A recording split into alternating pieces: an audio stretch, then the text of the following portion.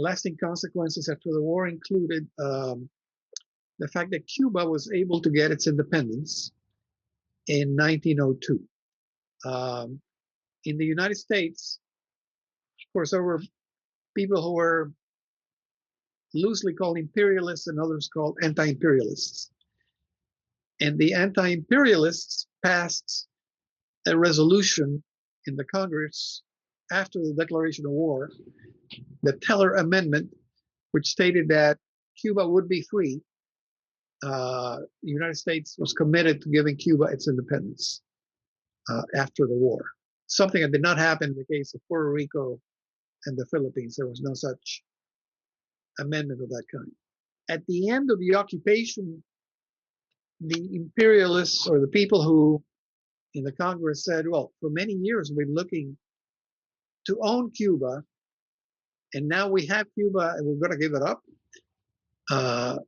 They were unsuccessful in persuading President Roosevelt to keep Cuba, but they did add the Platt Amendment, and the Platt Amendment stated that the U.S. would have the right to intervene in Cuba to promote stability, to ensure that debts are paid, etc. And the Platt Amendment was something that most Cubans did not like, did not want in their constitution, but in essence, the U.S. forced the Cubans to accept the Platt Amendment, allowing the U.S.'s intervention in Cuban affairs as sort of a school marm looking over your shoulder and making sure your student does a good job, but a school marm with a stick. In the Philippines, it is a very different story. So again, remember, there is no special understanding of Philippine sovereignty. The Philippines become a territory of the United States. There is none of the sense of kind of temporariness that the Cubans have. There are no reassurances like the Platt Amendment that this is genuinely temporary. So what happens is that the Philippine War for Independence continues.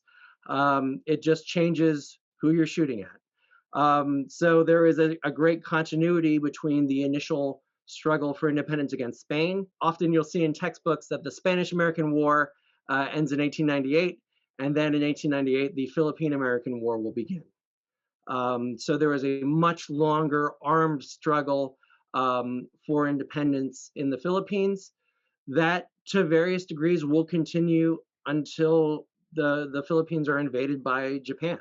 The negative consequences for Spain were pretty enormous. Spain had already lost its South American colonies, and Cuba was sort of their favorite son in a way, or daughter, and it was lost to them forever. Their Pacific empire was essentially the Philippines, Guam, which also became a U.S. territory. The Mariana Islands were later acquired by the U.S. So Spain pretty much lost everything except for the Canary Islands, Spanish Morocco, Equatorial Guinea, and that was it. The Spanish Empire became a thing of the past for the most part.